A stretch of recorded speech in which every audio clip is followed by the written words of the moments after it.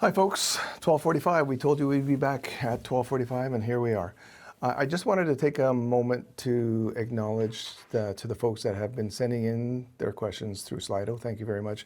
And a wide range of topics. And quite a few of you have expressed some questions around just the restoration COE and how the department is addressing a variety of, I'll call them, if I can, policy related issues. I want you to know that we're not trying to step those. We're choosing to acknowledge them and address them at a later forum and a later time and date.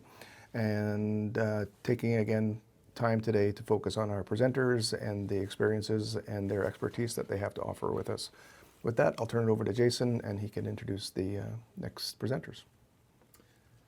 All right, thanks Dale, and thanks everyone for coming back after lunch. And we're just going to jump right into it. We've got a lot to cover this afternoon, and we know there's a lot of questions still in the queue. So I'm going to turn it over right away back to Colin Thorne, and Colin's going to start walking us through what I think is our first case study. So Colin, over to you. Thank you, Dale. So we've got two batches of case studies. The first one looking at completed stage 0 projects, mostly in Oregon, but also slightly in other places. And then Damien's going to talk about the low-tech approach projects. So without further ado, the basis for my talk is US Forest Service work by and large, particularly in the state of Oregon, where there's a bit of a measles rash of projects across the state. And indeed, there are actually many more than these. My slide isn't fully up to date. But probably 2 to 3 dozen now completed projects. But what's important here is to reiterate the long road to stage 0 and suggest that there's a journey involved here. We are definitely not recommending stage 0 restorations everywhere. Absolutely not. That not only isn't necessary, it wouldn't be desirable. And we aren't suggesting that people dive in at the deep end of the pool with big projects in high profile, risky locations. Quite the opposite. That isn't the trajectory that the Forest Service has followed since the early 2010s, and it isn't one we'd recommend to anybody else either. No, the Forest Service started with small projects on small headwater basins, basically wet meadows where there probably naturally wouldn't be a channel. It would be a zero order basin, the basin upstream of the first order channel. And so back in 2013, and remember this is before the US Forest Service River Restoration Assistance Team has read Colin Thorne, because Colin Thorne hadn't been published yet. Dick Creek in the National Forest here, Otsego National Forest, about 10 acres, sorry, about that's about 4 hectares. I didn't change the US customary units. And here it is. Here's another person who's outstanding in an incised gully, and they are outstanding in an incised gully. And what did the Forest Service do? They filled it in. You can see in this picture some big stone blocks there. Those were past attempts at grade controls to try and prevent further incision. This is not trying to hold the situation as it is and lock Dick Creek into a stage 3S, into that incised channel zombieism. This is just reversing around the clock phase back to stage 0. Now, Clura and I, when we wrote that paper, we didn't think people would do that. What we were recommending was fast forwarding through the sequence and getting to stage 8. Well, the Forest Service again didn't get that memo, and they just took it back to 0 by filling in the incised ditch. And what's remarkable is how quickly things come back. This is immediately after restoration, and that's what it looks like after just 2 years. So rehydrated, biology unleashed, natural recovery taking over. And here's where, again, I diverge from people who say, well, the project finishes when the big yellow machines leave the site or when the design engineer signs off that it's completed. That's when the restoration begins, when we finish and nature's river restorers take over. Another example here, Woolly Creek, Southern Oregon, 2016, about 8 hectares incised ditch during construction and less than 1 year later. And here's a progression from the dried out pasture to the wet meadow to the lush emerald emerald gem in what is generally a pretty dry landscape in Southern Oregon.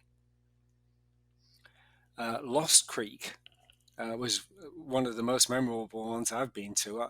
I thought it was called Lost Creek because you couldn't find it. It was miles and miles, kilometers and kilometers off of any recognizable highway back into the boonies. But it was really called Lost Creek because they lost the creek. The creek went subterranean because the incision dried out the aquifer, and so for long periods the creek would just disappear.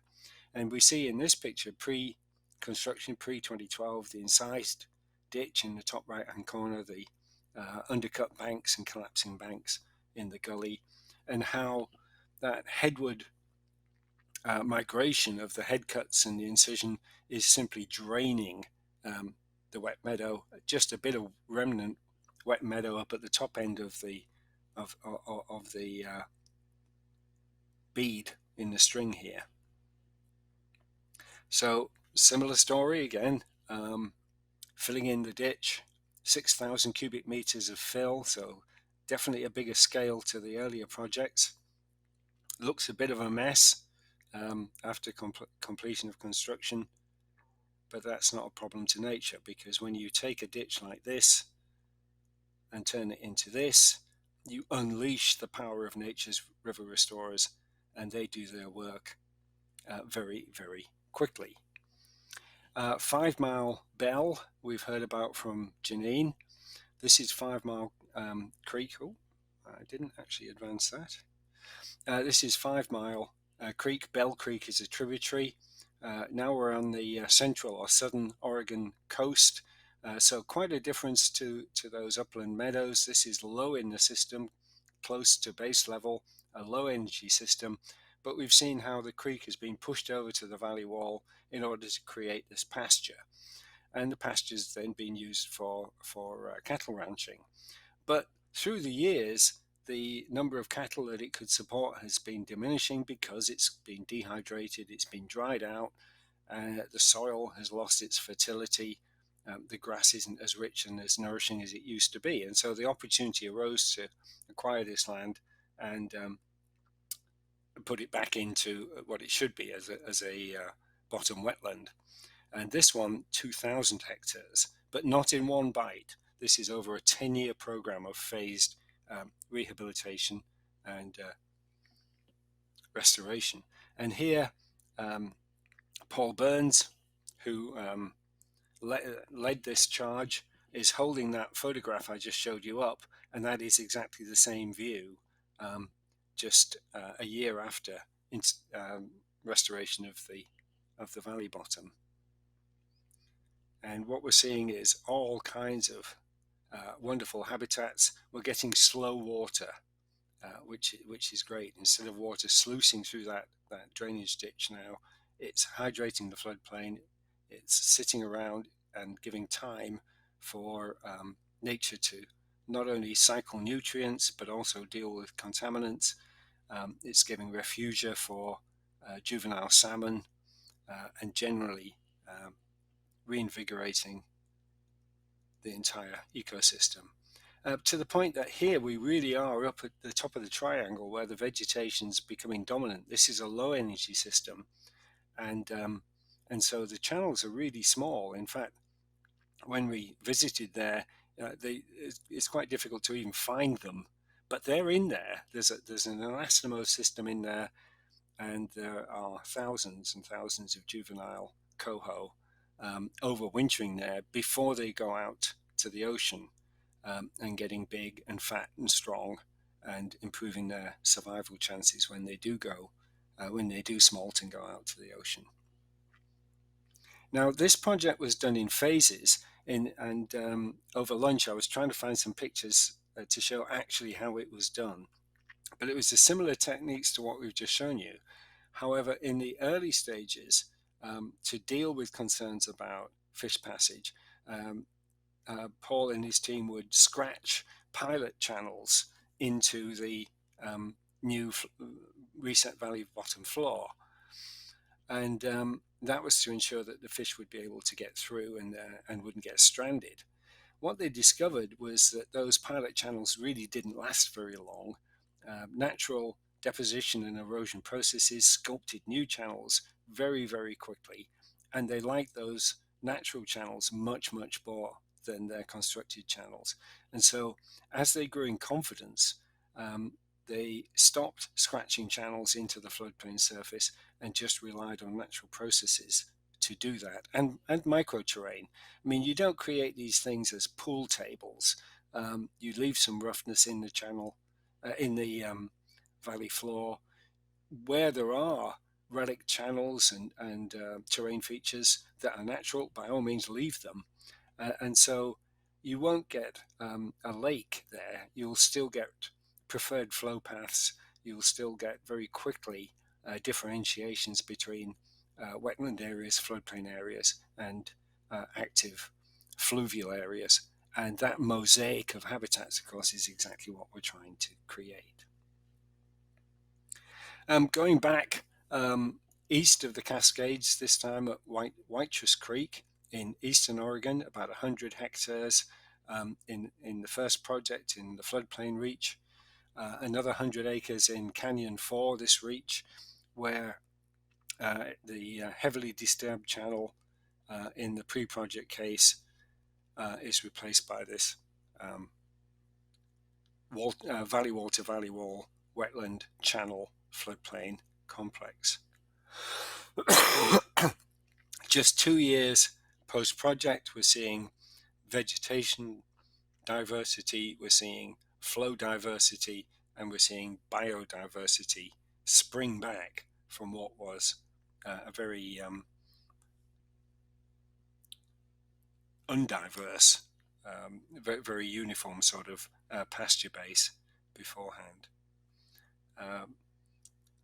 Lupins, great pioneer species, nitrogen fixers, really turning sediment into soil on this alluviated surface.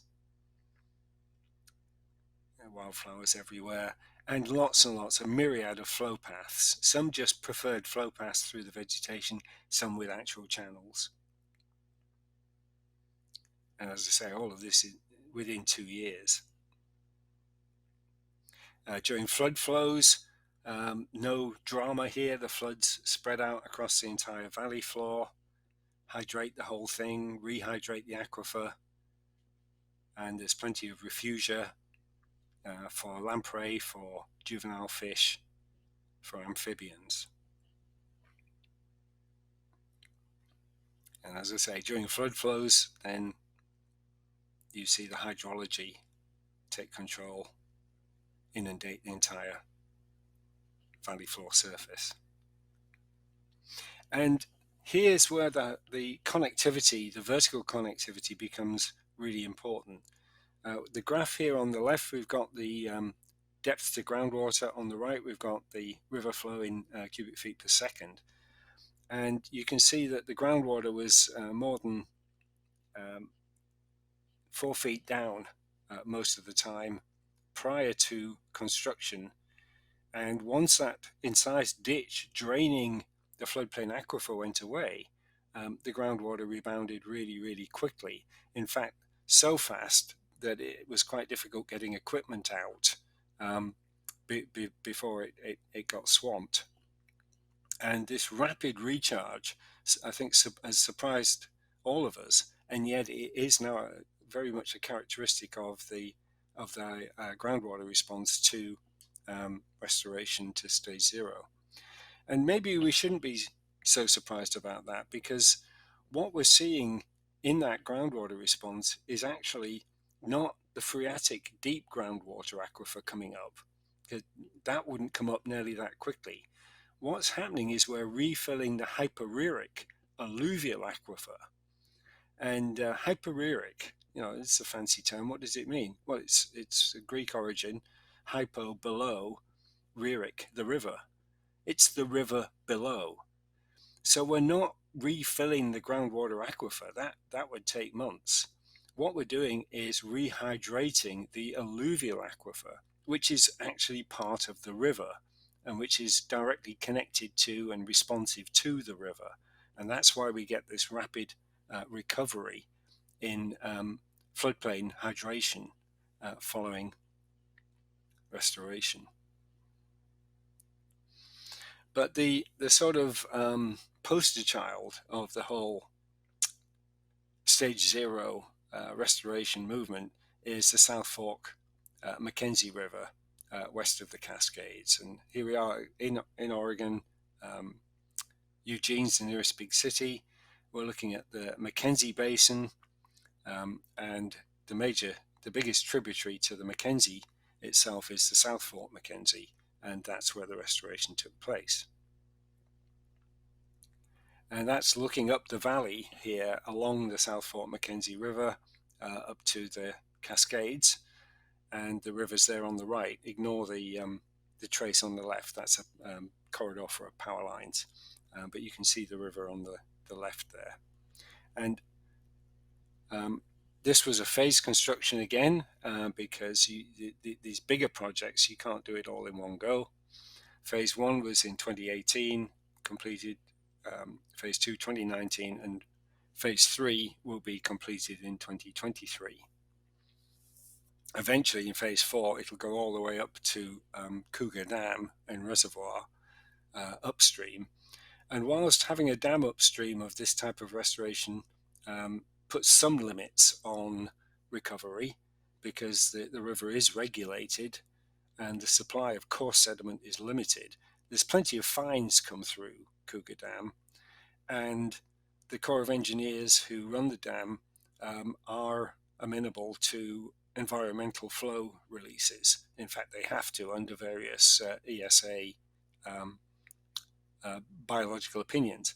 So they ensure that the flows don't get too low in winter, and they do periodically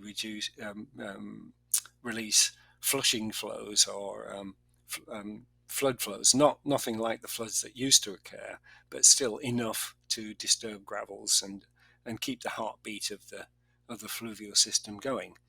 On top of that, in 2000, the Corps of Engineers spent $50 million putting in a temperature control tower, so that Cougar Reservoir can now also offset global warming impacts on stream temperatures by releasing water from lower down in the dam than they used to do.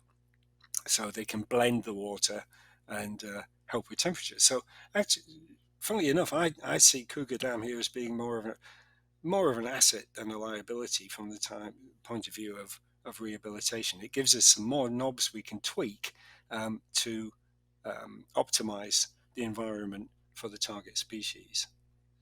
So this is the pre-restoration channel, a familiar picture, ditch. This one just much bigger than the ones I've shown you so far, but disconnected from its floodplain by incision and by simplification. It's just one big channel. Godfrey Tuller would be happy with this. He'd say the South Fork only needs one riverbed. So in terms of construction, a bit more detail: a mainstream diversion to dewater the site, 350 CFS, that's about 11 cumecs. A monster fish salvage, and not just fish, wildlife salvage operation in the channel that's going to be filled. And that's what the dewatered channel looks like, and it's described really well by Johan Hogevus. It's like a bowling alley, and then the bed material is all bowling ball size. No fish spawning habitat here at all. It's a bit of an ecological desert, really. And then the first thing is artificially blocked channels are reconnected by the big yellow machines in this case, because the Corps of Engineers plugged these many years ago using heavy machinery, and so we're within the tram lines set by Jared, by undoing that which was done with bulldozers using bulldozers. What do we do with all the material? Fill in the channel, fill in the incised channel, and that's what's going on here. What's different about this one again is the scale, 4.6 meters of channel to fill in. So this isn't where you start this kind of operation. This is what you do after learning by doing for a decade, and really understanding how to go about this. It isn't an art. I wouldn't say that at all. But there's a lot of field craft goes into it, and great expertise required from the contractor, the people who actually do the heavy lifting, and the moving the sediment around. So yeah, this one's on the heroic scale, and you'd only do it when you really know your trade. Then placing large wood, once again, this is at the top end of the scale, 3,000 pieces of large wood to ensure that there's enough roughness in that restored area to prevent the channel re-incising, slow the flow, dissipate the energy, just like Jared was saying, and keep things calm. And then put the water back in. And once again, in this case, when they put the water back in, they had to get the equipment out really fast because that floodplain aquifer filled up very, very quickly, certainly within days. So here's the contrast. On the right, the unrestored reach, that's phase 3, that will be done next year. On the left, the restored reach, with all that wood there to roughen it up. Here in the middle of the restored reach, islands left in places to ensure the flow is divided, and where there are desirable features and tree species that you'd like to keep. Here's the re-wetted floodplain channels. These were still there, they'd just been completely dried out, and so we're just rehydrating and then helicoptering some large wood in to avoid the heavy footprints of big tracked vehicles in what was pretty much an intact floodplain. It was just plugged at its top ends and drained by the incised channel. So not a lot to do there. All edges, ecotones. Most of the richness and diversity is on the edges of channels. Let's have lots of channels, and then we'll have lots and lots of edges. And we see here out doing monitoring in these rehydrated floodplain channels, and it's just fabulous habitat. So what was gained here? Well, initially in phase 1, phase 2, we had 11 and 10 acres of wetted area, and just by rehydrating, we increased that to 50 acres and 27 acres. So 3.5 and 1.7 times increase straight away, just by reconnecting those disconnected wetlands and floodplain channels. And I'll just show you 2 videos taken by Paul Powers on the same day. One of them at the bridge upstream of the project, the highway bridge just upstream of there, and the other one right at the junction between phases 1 and 2. And what we're going to see here in terms of the classical stream types plotted here on the stream evolution triangle is essentially we've got a straight reach with bar formations in it in our unrestored ditch, which Johan Hogevus would liken to fire. And here you see why the fire hose analogy. High velocities. Look at the bow wave on here. Look at the standing wave. That fruit number is up about 0.6. This is a flushing flow, and very few fish or aquatic animals could withstand that sort of velocity and depth combination, and there's nowhere for them to go. And and that's at 90 cumex, about 10 times the base flow. So it's not a massive flow, but it was about bank full in the unrestored ditch. Let's have a look at the juncture of phases 1 and 2, where we have that multi-channel anabranch system. Same discharge, same day. Well, nothing to see here, very dramatic. That's what happens when you spread the flow over the full width of the Barry flow. Great diversity in velocity depth combinations, plenty of fluid diffusion, nothing getting flushed away, but fine sediment settling out, nutrients being cycled, and that floodplain aquifer being fully recharged. And yes, beaver are fully engaged at the South Fork Mackenzie River. They're back after 60 years of absence. They're building dams, they're working in those side channels. They couldn't take on the Mackenzie River itself when it was all one great fire hose channel, but they can certainly take on some of the Anna branches and the floodplain channels, and they're doing fantastically well and bringing all of the benefits of beavers managing water levels. One of the big concerns about this type of restoration is that water temperatures will increase. The argument being that, well, if the vegetation's cleared away and you fill in that ditch and leave an open area, then the solar radiation is going to be so high, and we're going to cook the fish. And that's a legitimate concern, just like being concerned about fish stranding or being concerned about fish passage. These are legitimate concerns, and we have to treat them seriously. But the evidence shows that they're not going to be as big a problem as you might think. So here's some pictures from just a simple FLIR camera moving around the site.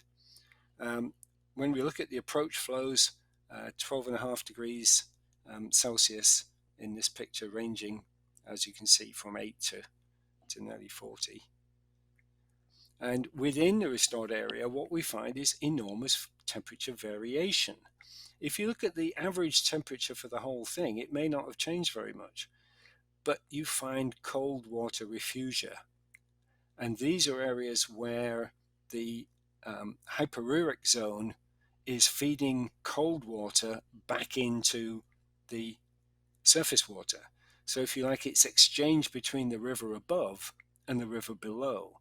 And while shading is a good way to cool water, putting it underground is a much better way of doing it. It's really hard to cool water below ambient air temperature just by shading.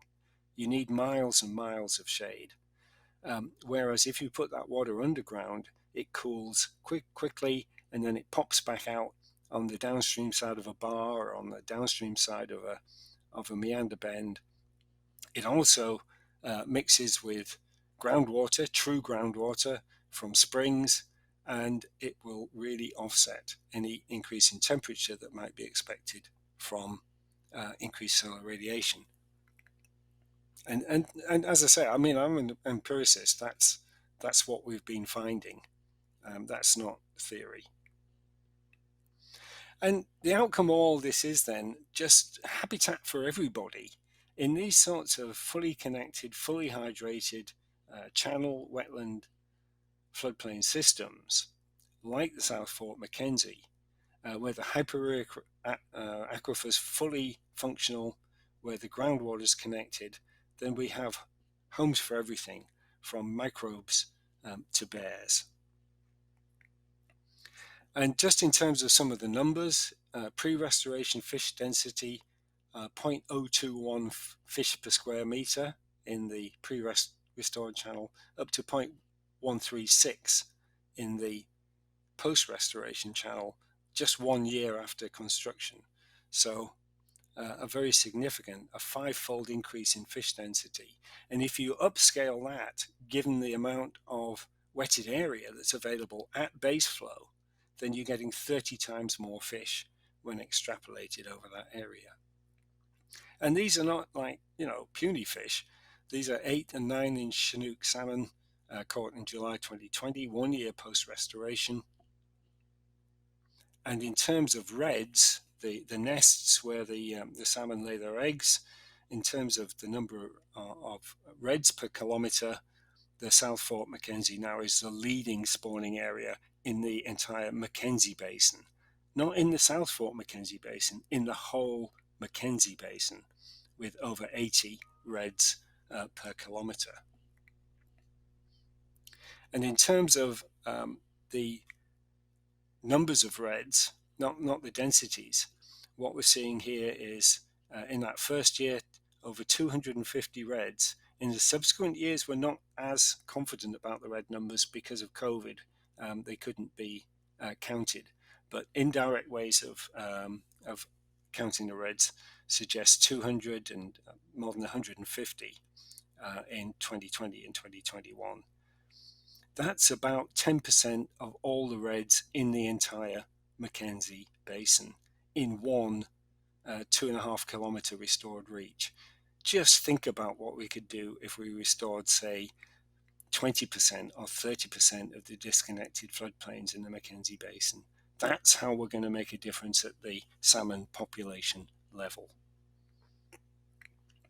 And, you know, something, again, I think that really surprised us was the reds are in the disturbed areas, very predominantly in the areas where the channel was filled.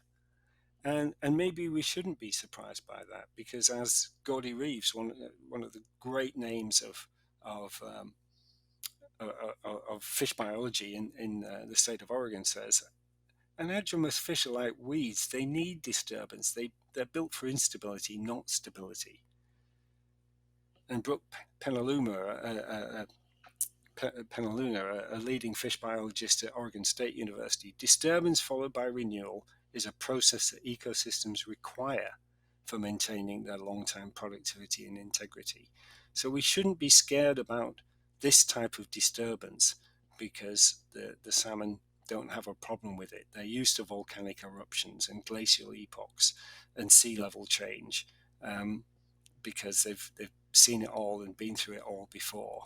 And give them a chance and they'll come through the anthropogenic disturbances as well. So at this point, if the technical team can help me out, I do have one more example to show you, because in the program I promised to show you a UK example, but I only actually got the information from the UK last evening. So is it possible to queue up the MPM slide set, the mud pool meadow? And if not, we can just go straight to questions. But like I said, I did trail that I'd use a UK example just to show it's not all Oregon and the USA.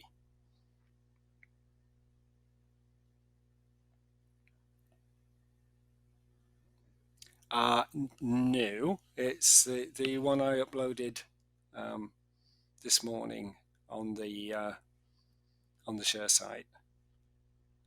That one's a response on what can you do where you don't have any floodplain left. So we could look at that one. That's fine too.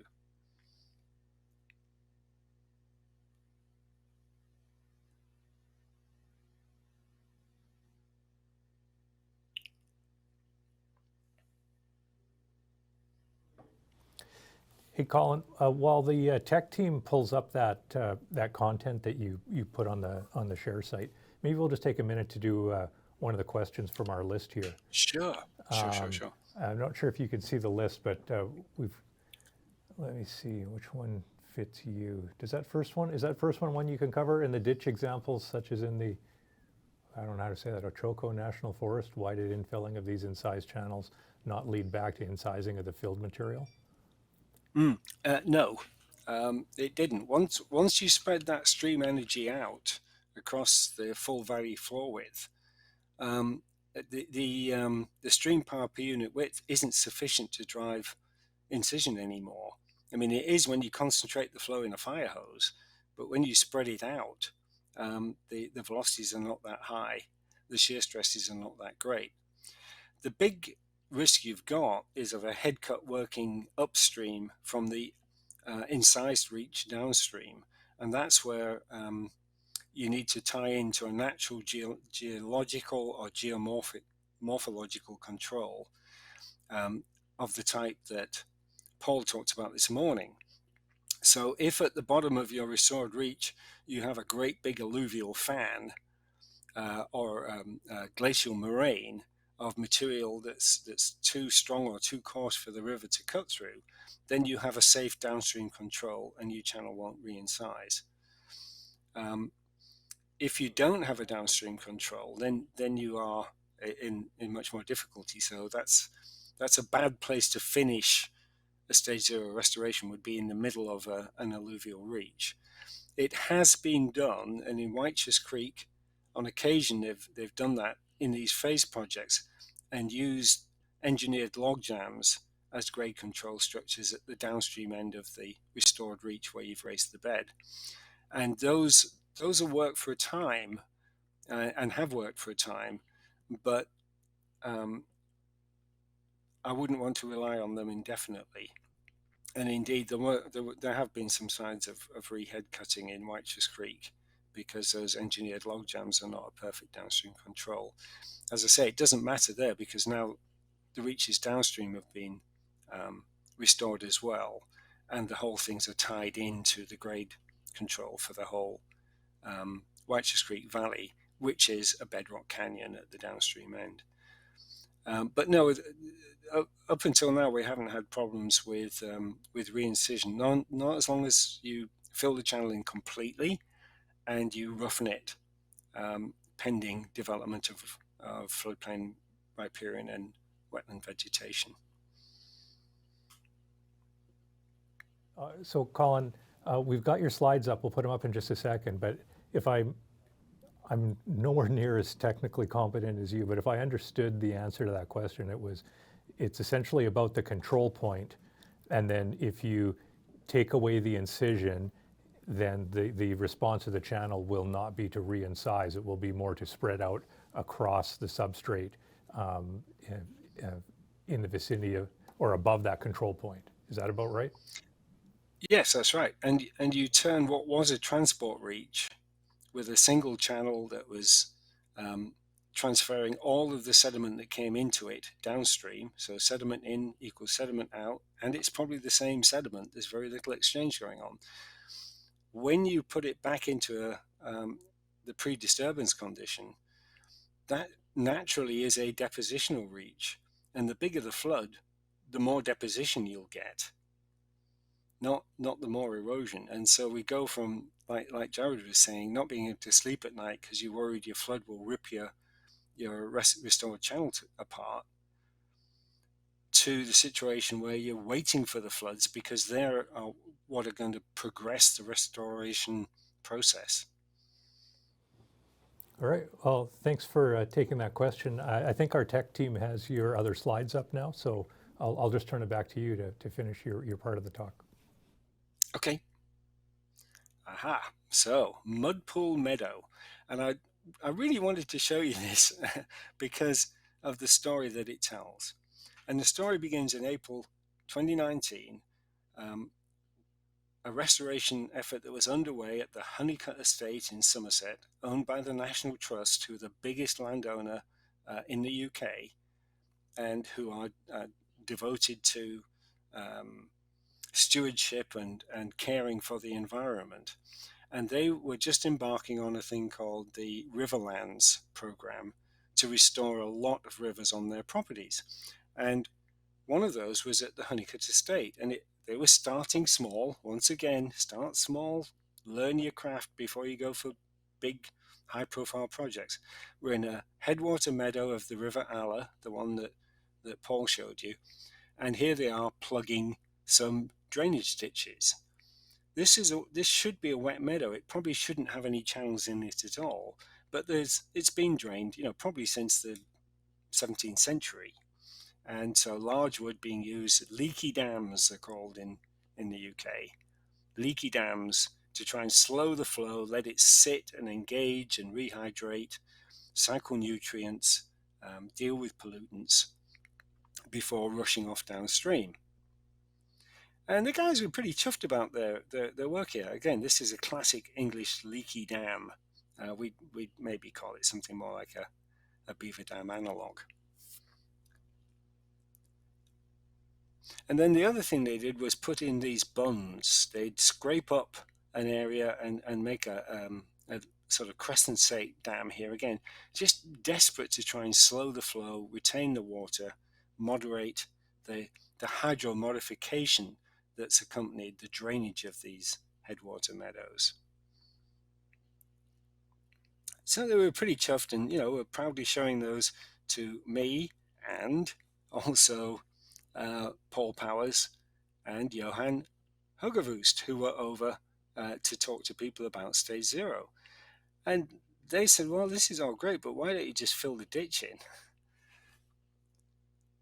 And in answer to that question, Ben Eardley and his team came out to the South Fort McKenzie and other stage zero sites in Oregon to see what that looked like. And they were pretty overwhelmed by the scale of the sort of projects that the Forest Service was doing. But nonetheless, they really recognized the advantages of getting that biological uplift that we've talked about, of moving away from the hydrogeology dominated streams to something where nature had more of a chance. And so on the back of the Americans' visit to Somerset and the Brits' visit to Oregon, they got to work. And that's a perspective shot showing them filling in those drainage ditches, creating a bit of a muddy mess. And this actually made the local news. So, and I didn't put the auto start on this. Can somebody start this video? Didn't think of that. Oh, not to worry. So this was on the local news feature, and they're absolutely aghast that anybody would do this to the countryside, and were pretty skeptical that anything any good could come of it. But after just a few winter flows, it's greening up. They've certainly slowed the flow. They've certainly given a chance for nature to do its work in using that water, and it's starting to look quite nice. And if we look at what it's like these days, that's an aerial view now. That's a habitat mosaic right there in the wettest part, and the drained, that drained look to it, that dry, desiccated look to it is gone. Rivulets, not fire hoses. Wetland obligate species all over the place. Rich grass. Now when they graze this, your cattle are going to get fat and happy. There are channels in there, but you're hard pressed to find them. They're really small. And the butterflies are back. And the latest twist they've put on it, a uniquely British take on stage zero, is these fellas. And so they find that pigs are really good for preventing that grass sod coming back, because they dig in it and turn it over and look for truffles and do all the things they do. And of course they poop everywhere. And so controlled pig access is proving very helpful in terms of this disturbance regime of keeping things active and lively and renewing. So as I say, I just wanted to show you that British example of how they've taken the stage zero concept and anglicized it, turned it into something that works in the UK.